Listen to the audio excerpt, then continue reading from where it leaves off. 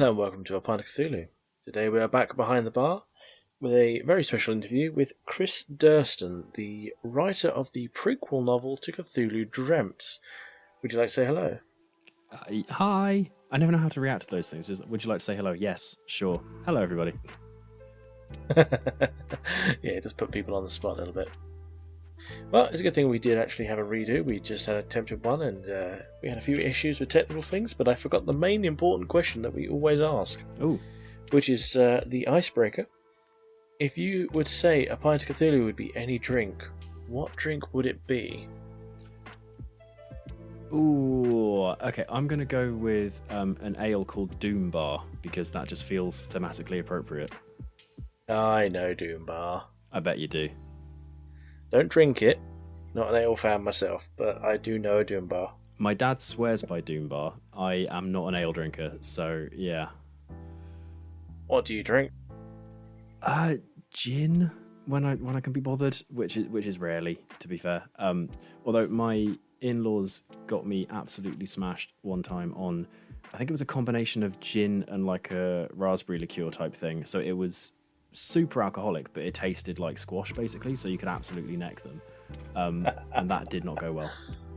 That sounds dangerous. Oh yes. So, once again, how did you get involved with the writing of the prequel novel to Cthulhu Dreamt? So, oh my gosh, I've just stepped on my daughter's book. Can you hear that? Can you hear the old McDonald's song? Yeah, I can hear that. Right, let's leave that in because that's just that's having kids. Everybody is just having all kinds of noise-making things around in your workspace. So how I got involved with Cthulhu Dreamt. So I think this is accurate, and it's one of those weird kind of the internet is good sometimes things. I somehow came across Codeburst, which was a thing that Reed Reimer and a couple of other folks had done, kind of a graphic novel type thing, and I just thought it was really cool. And I did something I almost never do, which was just message Reed out of the blue, being completely unknown to him, and just said, I think this is really cool, I really like it, it's good. It might have been because of a shipping query, actually. I might have been curious whether I could even get a paperback copy because of being in the UK. But anyway, we struck up a conversation, and Reed, being the guy that he is, which is to say a very cool guy, we just got to talking about the things that he does, and which is essentially just kind of multimedia storytelling stuff with a bunch of really cool people. And I was like, that sounds really awesome. And he was like, do you want to get in on it? And I said yes. So we've kind of done a couple of things since then that are sort of pre-release. So I actually, to my astonishment, got to work with him on the sequel to Codeburst, the thing that I originally liked. And I got involved somehow in Cthulhu Dreamt. So the first thing I did, I think, was wrote a heavy metal song for the band's second album, and I did a bit of like spoken word stuff on that, and ended up also getting roped in to write the prequel novel for the RPG campaign. And I think I'm allowed to say that I'm also going to be doing with Reed a sort of side module thing. I forget what the official term they're using is, but like some extra content in the RPG world. Side quests. Yes. Side quest. That's probably the word. Yeah. Yeah, he has mentioned that previously, so I think you're okay with that one. Hooray! Yeah, Reed is just generally the reason that we're involved as well, to be honest. He just messaged us out of the blue on a random tweet, I think, and look, here we are. I feel like Reed is kind of the sort of platonic ideal of that thing of like a rising tide lifting all boats. Like he's just kind of always trying to involve more people to make things that he couldn't make himself, and then he will absolutely put other people first in terms of like making sure that they get the compensation and the credit for that before he takes his own.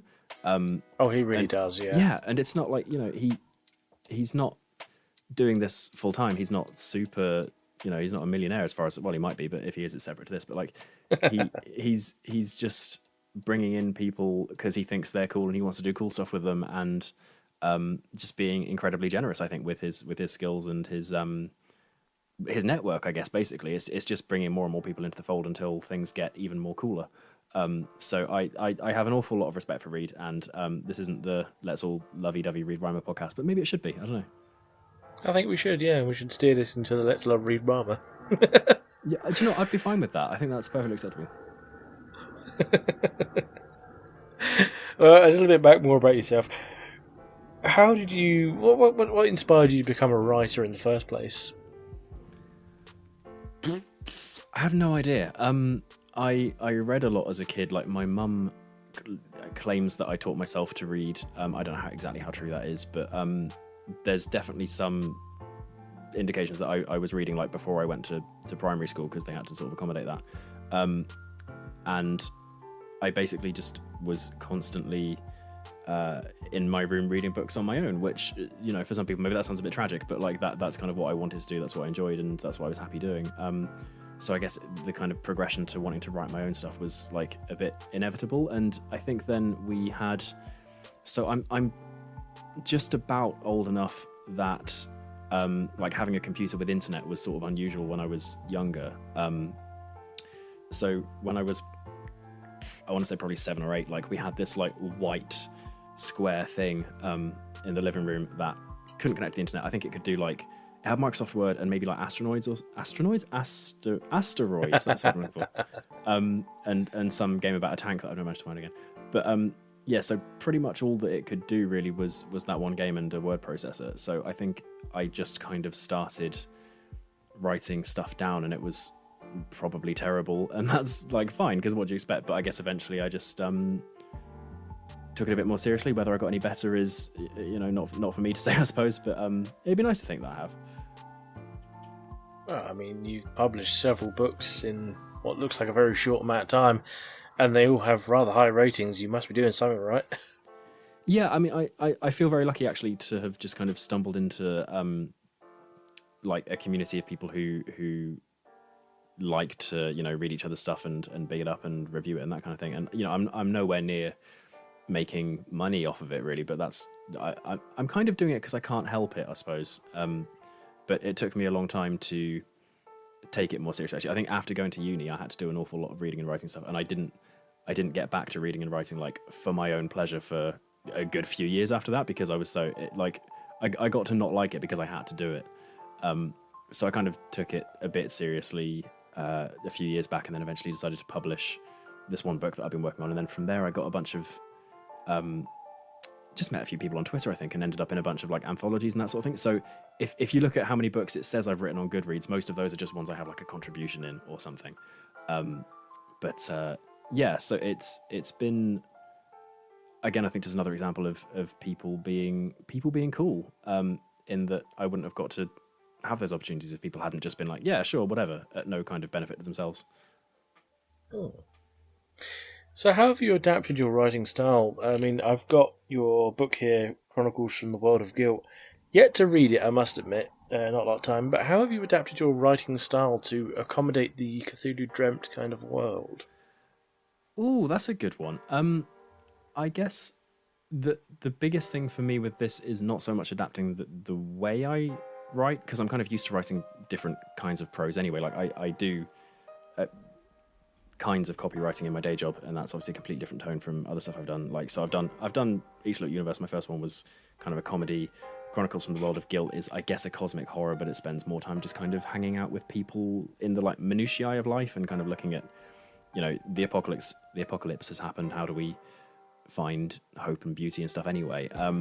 But so adapting my kind of writing style wasn't the big thing. It was working within the constraints of a world that has all these details set out already. Because historically, I've been very much a kind of let's just write something and see what happens and try and tidy it up later, which wasn't going to work here. So I had to spend a bit of time getting to grips with what's already set in stone, what am I kind of free to play around with a bit, where do things need to finish up, and just kind of is there other stuff that I need to be aware of in terms of just not... Am I allowed to swear? Oh, God, yeah. Cool. So basically, how do I not fuck up the continuity? Like, how do I make sure that I'm not saying shit that absolutely can't happen? So that was kind of the big thing that I needed to make sure I got straight. And then after that, I think I sat down and read a few sort of new weird type things. So not necessarily Lovecraft so much, because his writing style is like interesting for what it is, and it does what it does well, but it's not particularly digestible for a modern audience. So I didn't want to like imitate that. So I read a bunch of like Jeff Vandermeer and China Miéville and other kind of new weird things. sort of hoped that would help. You have like a daily routine you do for like before you start writing to get into the mood of things for it? I mean, you say about reading different genres and different titles and authors. How much of that has gone into like developing Cthulhu Dreamt with a routine? Yeah, I could have done with a better routine earlier on, actually. 'Cause this took me longer to do than I would have liked, partly because I had a kid halfway through it. Or, well, not halfway through, like, I guess fairly early on in the process, I had a baby. And so that kind of put... Thank you. That was 17 months ago now, but so it feels almost weird to be saying I had a baby like it's a thing that just happened. But that kind of did take me out of action for longer than I would have liked. As it turns out, being a parent to a human that like completely depends on you is like slightly difficult in some ways some of the time. Yes. And you know, it gets even harder as they grow up, and you need different skills to look after a toddler than a newborn. Anyway, Yep. So I could have done with a more solid routine early on, but like my wife has basically got this little whiteboard that each week she writes down like, here's how long you're going to write and what time you're going to do it and stuff. So she is like the sole reason that I get anything done, really, because she knows that if I don't, I'll be sad. But that's not good enough to motivate me to do it myself. So yeah, it took a little longer than I would have liked, but I'm in a good routine now of just kind of doing stuff usually after the little one's gone to bed. With like, I used to feel bad about that because I was like, but this is, you know, I don't get much time just with my wife. And then she reminded me that, yeah, but not long ago we were spending hours longer than this just trying to get her to sleep. So like, this is okay. This is free. Yeah, I hear you on that one. I hear you all too well. Oh yeah. The amount of hours spent just trying to get the little one to go to bed is just like, It's we're just about in a good routine now, and you don't want to take it for granted though. You're like, this could change any moment. No, don't take it for granted. Trust me. Only a few months on from yours, but trust me, there are days where it just suddenly switches, as I'm sure you're aware. Oh yeah, I don't know when the next one's due, but she's not great at following the kind of this is when things are supposed to happen anyway. So like she's either early or late, but never on time. So I imagine she'll just one day decide I'm not going to sleep today, and it'll be great. Oh, trust me, it is. Hooray! So, back a little bit more to the writing side. How do you handle the dreaded writer's block? I procrastinate and I avoid things because I've got a very avoidant personality. I am one of those really irritating people who kind of can absolutely know, like, I'm sitting here wasting time. If I were writing and getting stuff done, I would be happier, yet I'm not going to do that. So I absolutely get that kind of feeling a lot. I think the only thing I found really works for me is just being more consistent in terms of writing kind of, you know, most days to try and get, like, not necessarily a certain number of words, but like just for a certain amount of time, because if I can push past that initial, oh god, what am I doing? Like, it usually ends up going smoother the further in I get. And I just kind of have to force myself to do it sometimes, which is not like, I wish there were an easier way of doing it. There's some magic thing, but like for me at least, it's just been kind of learning to push past the initial resistance, I guess. Which is a useful skill, but it's yeah, sometimes that's all there is for it. That's a fair answer. Do you have any then interesting or kind of like funny anecdotes from your writing journeys? Ooh, that's a question. I don't know whether I do, and I probably should. Gosh, I mean, I can give you an interesting one, I suppose. Whether it's funny, I don't know. But one of the things that's kind of the most bizarre that I've kind of got to be involved with is, I think it was not that long into lockdown. A fellow named Chris Van Dyke tweeted, "Does anyone want to do like a collective world building type thing?" And I think 30 people were like, "Yeah, sure." And we were sort of thinking like, "Oh, it'll just be a fun little thing that we do because we're all, you know, dreading the world and stuff." And that ended up turning into like an anthology series of a few different things where each volume is kind of a standalone thing where all of the writers get together, play a couple of. At first, it was Hacks of the Quiet Year, which is a TTRPG by Avery Alder, I think, and basically develop the world from that, and then go off and like set stories in it. But the canon kind of rules were absolutely like off the table. Like no one had to make anything consistent with what anyone else was doing. So it was almost this bizarre mishmash of like, let's just throw everything in. And it's sort of like old fairy tales, right? Where you have different sources and some of them say stuff that's not compatible with other things, but they're all still there. Like it's all still like a valid story to draw from. It's just, I guess, a matter of interpretation whether something really happened or not. So we did that a bunch of times. And from that, I have a thing coming out hopefully fairly soon about a restaurateur and a mythical wizard trying to stop a rival restaurant, because one of the first things that we did was make a city in like the bones of a long dead sort of megafauna. And I think I think I can take the credit for this, because I think it was me that said, okay, so geographically, if it's in kind of the rib cage, we've got North Ribs and South Ribs. Can we have a restaurant called North Ribs Ribs, and it's a ribs joint in the North Ribs? And that kind of took over the whole thing until this town became this place absolutely just obsessed with ribs all the time. So that's, I don't know if that was even an anecdote. That was like a chapter, but it's just another example of like people getting together and doing stuff just because they think it would be cool. And like, yeah, it's not been, a commercial success, but we didn't want it to be. We were just like, we just want to have something we've done and put it out there, and it's just awesome to have had that experience. So yeah, there you go. There's one. Wow, I mean, that leads on quite nicely into something I was looking to ask in a little bit.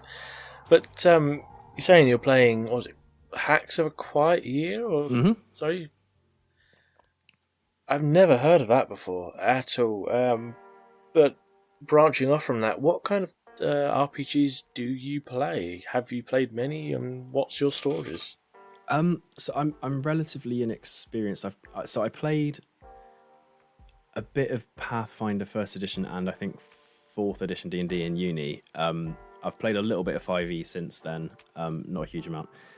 So Quiet Year is, I think it's designed to be played like around a table, and basically it's you draw cards and there's like a little oracle sheet that tells you, because there's 52 cards and 52 weeks of the year, right? So each week of the year is a card, and something happens in that week, and then you kind of build the world out of that. It kind of prompts you to generate parts of the world. And so I think we basically just hacked that to make it work sort of remotely and with 30 people.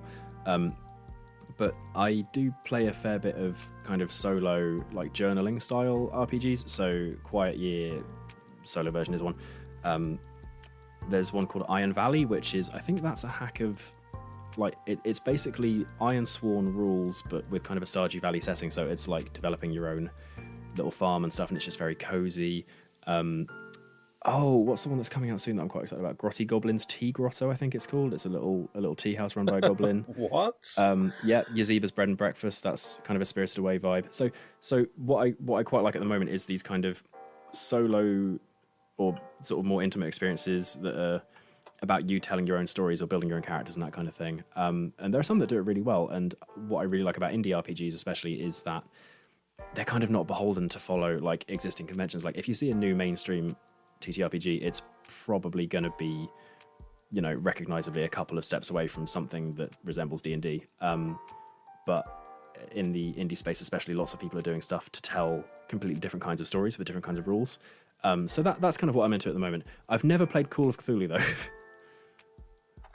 Fair play. Not many people have, to be honest. No, I played the video game Call of Cthulhu, but that wasn't very good.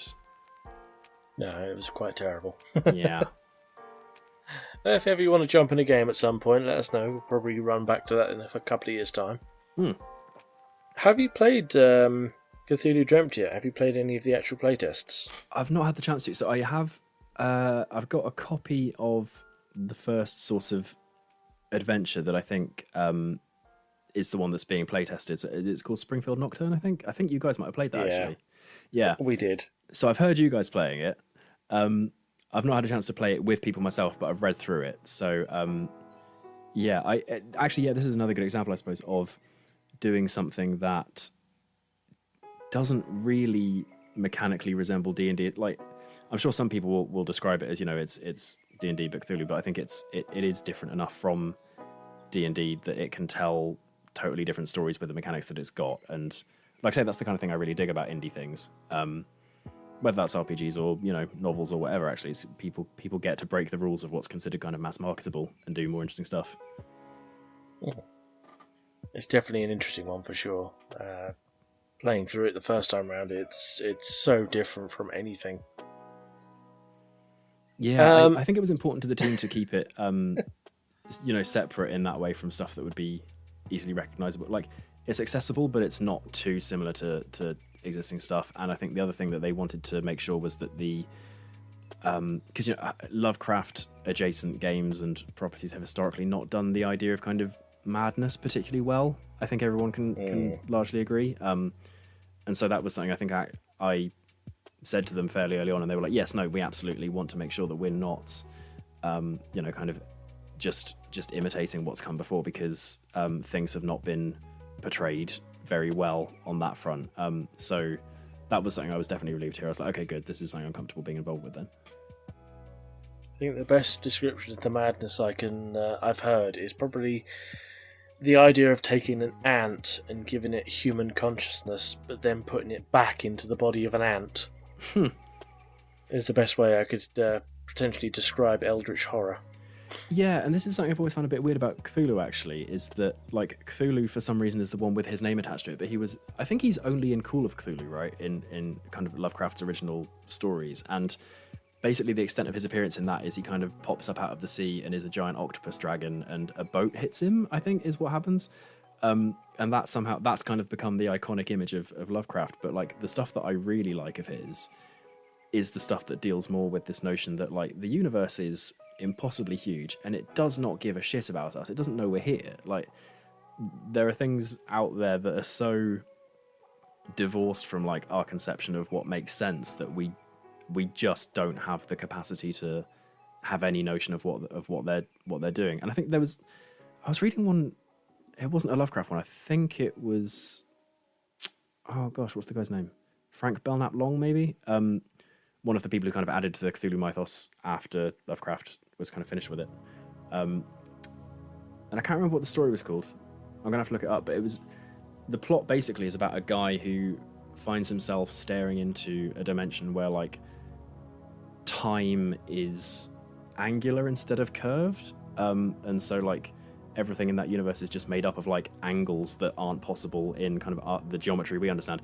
And when he comes back home, he's like, right, I need to make my room curved so there are no angles in the walls and nothing can get in and kill me. And I think they do anyway, but that's Lovecraft. Not heard of that one. I have to have a look at that in a wee bit.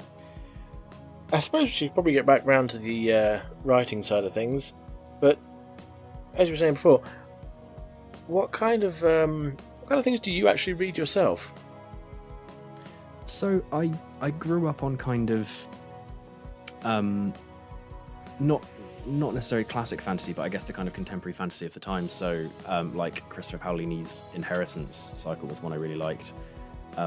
Albeit by the time the last one came out, he'd spent so long on it that I was probably a bit too old for it. But that's the one that Eragon is the first book of that one, if you know that. It's got a dragon on the front. Eragon Brisinga. That one, yes. So I kind of was just about the right age for that as he was publishing it. So that was kind of the sort of fantasy that I was into at the time. Like Trudy Canavan, The Magician's Apprentice, that kind of thing. And then you're listing off my library. Hey! And then a friend got listing David Gemmell. Sorry. No, that's all right. So yeah, a friend got me into David Gemmell, and then I think that was kind of, okay, I have to read all of David Gemmell now. Not heard of that one, though. Oh, no, seriously, dude. Okay, so Gemmell, I think he was like 70s or 80s or something, but he did kind of epic fantasy very, very well, but with kind of, it's not quite grimdark, but like there's sort of an element of, I guess, grimness to it. But one of my favourite bits in any of his books is there's this warrior called Skilgannon who's like considered, one of the greatest warriors of his age, and he's surrounded by sort of 30 or so people, like just villagers with pitchforks. And they say, like, you can't kill us all. And he's like, no, you're right. Like, I'm just one guy. You will eventually overwhelm me. But I could probably get 8 or 9 of you. any of you want to be those guys? And then they're all like, oh no, we're going to go now. That's a fair way of doing it. But yeah, if you're into the other stuff, Gemmel is a good one. These days, I kind of tend towards more like urban fantasy type stuff, so things in a more contemporary setting, but still with kind of fantastical elements. Like, there's not an awful lot of stuff I read that doesn't have some kind of extra super paranormal in it somewhere. Oh. Have you heard of Garth Nix? Yes, so Sabriel and Lyriel and Abhorsen were absolutely like foundational for me as well. I should probably mention them actually, because they are brilliant. I've not read them for a long time, but they are absolutely bloody brilliant. I've got it on audiobook right now. Yeah, I've got the Left-Handed Booksellers of London, and I keep meaning to read that as well. But do you know what? Garth Nix isn't a pseudonym is one of the most incredible things as far as I'm concerned. It's actually his name? His honest to God legal birth name is Garth Nix, and I just think that's brilliant. Oh. Oh, you know, I feel like shouting out a few random ones now. All right, Alison Crogon. Not a clue. The Gift, The Riddle, The Crow. Oh, that sounds vaguely familiar, but then again, a lot of things have those words in the titles. True.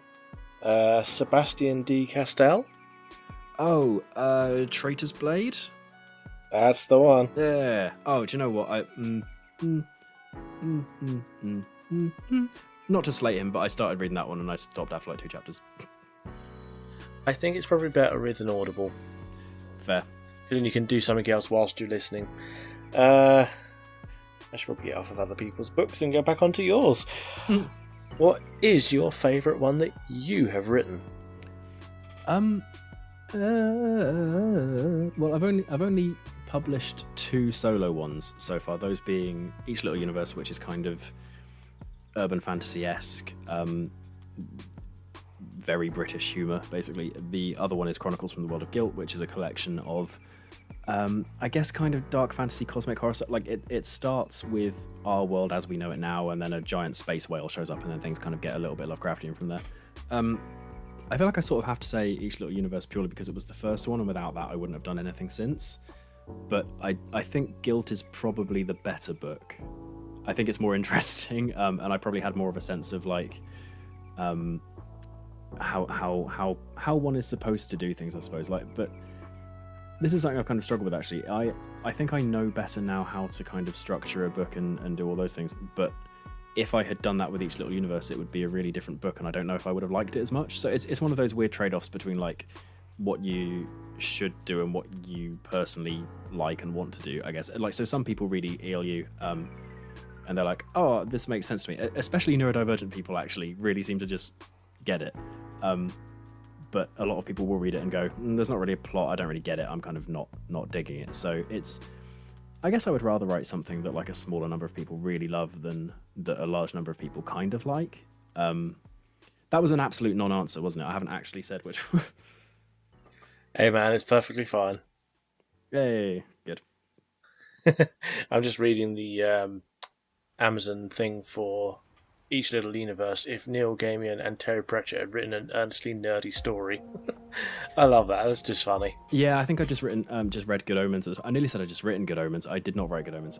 I think I just finished reading it at the time, and I was like, this is kind of the vibe, right? It's sort of, there's a supernatural element in a broadly normal-ish world, and that makes things interesting and amusing.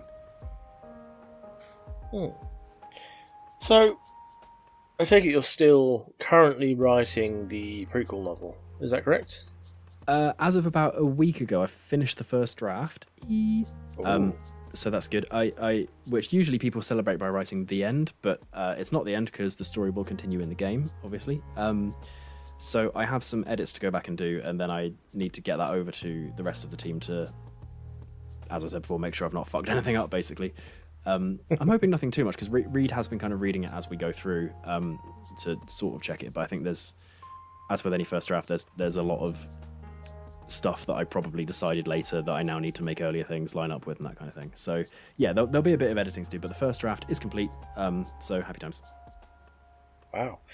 Well, congratulations on getting the first draft done. Thank you. Yeah, it was a slog, but we got there.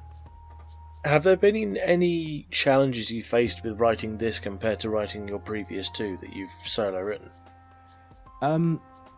Yeah, I guess same answer as before, really. And the main thing is that there's kind of a responsibility on me to make it adhere with what Reed, Jaren, and the rest of the team have come up with. So that's kind of a logistical challenge, and also a just kind of emotional pressure, like responsibility, like not to screw up this amazing thing that other people are doing. Like I want my contribution to be up to the level that everyone else is working at, and like, my God, everyone working on this is such a flippin' professional. Like, it's unbelievable the level of work that has gone into every single element of this. And it's just it genuinely astounds me. Like, I just glance in the sort of chat every now and again, and I'm just like, you guys are ridiculous, because they've all got day jobs as well, I think, or at least most of them have. I don't know how people do it, and it's endlessly impressive. So yeah, I guess maybe the biggest challenge actually has just been like trying to get over imposter syndrome and feeling like, yeah, I deserve to be like contributing to this and being on that level, which I don't know that I'll ever quite get over, but you know, I guess eventually you just kind of ignore it and you're just like, well, I'm writing it now anyway, may as well finish it. Yeah, fair play. Well, we'll wind down a little bit now. Probably one that you've been asked before, but a generic one in general. Is there any tips that you would give to someone trying to aspire to write their own book? Oh no, I'm not the person for this. I think, like I said, the reason I ended up doing it was kind of just because I couldn't not do it. Like I got to a point where I was like, you know what, this is something I've wanted to do forever, and I've known I want to do forever, and I've not done it. Like, there came a point in my life where I was like, I've got to just be the person that finally does this, rather than the person that actually just thinks about it all the time. And I like this, you know, well, this is the oldest advice in the book, right? You know, if there's something you want to do, eventually you've kind of just got to find whatever works for you as a way of getting it done, which is super unhelpful. Like, it's so condescending almost to say stuff like that, but like there's an element of truth to it, which is really irritating.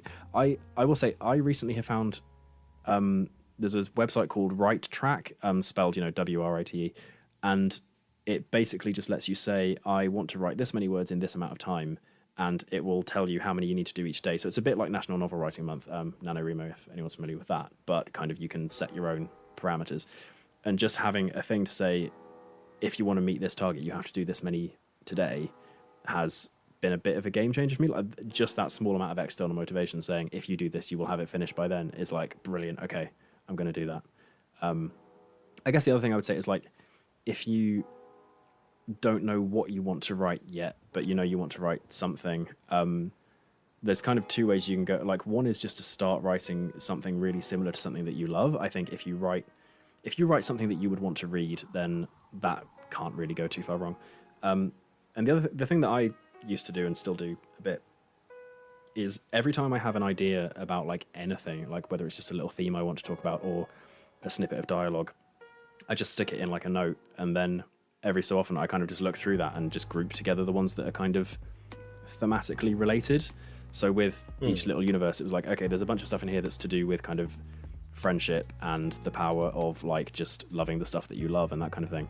And eventually that kind of materialized into enough stuff that I was like, I can kind of see the characters and the dynamic that I would need to make in order to be able to say these things, and that kind of emerged from that. So yeah, those are things that have worked for me. They won't work for everyone, but that's it, I guess. Also find other people. If you have other people that like talking about your stuff with you, you feel so much more motivated, especially if you say to them, hey, I'm going to have this done, and like keep me accountable. I think like I definitely massively underestimated the power of kind of not peer pressure exactly, but like sort of collective responsibility, I guess. Like, being able to talk about stuff you love and having someone to keep you on track with it is more helpful than I thought it would be, because I'm massively introverted. But it turns out, actually, you know, mutual support is a good thing. That's fair play. Well, one of the last things is then, where can people find you if they want to find you? Socials and things like that. I can usually be found in my house, but that's, you know, a story for another time. The place I'm currently most active is the platform formerly known as Twitter. But I mean, who knows how long that will even continue to exist. So I'm on there as Chris Durston-ish, because Chris Durston was taken. By whom I don't know, because it's not a normal name. There's chrisdurston.com, which is a website that I infrequently update, but if Twitter goes down, I'll probably have to live there a bit more and have a newsletter and all that kind of thing. So that's probably the best place. Well, thank you very much for your time, Chris. It's been an absolute pleasure talking with you. And yes, this has been Matt from Pilot Cthulhu signing off. Thank you.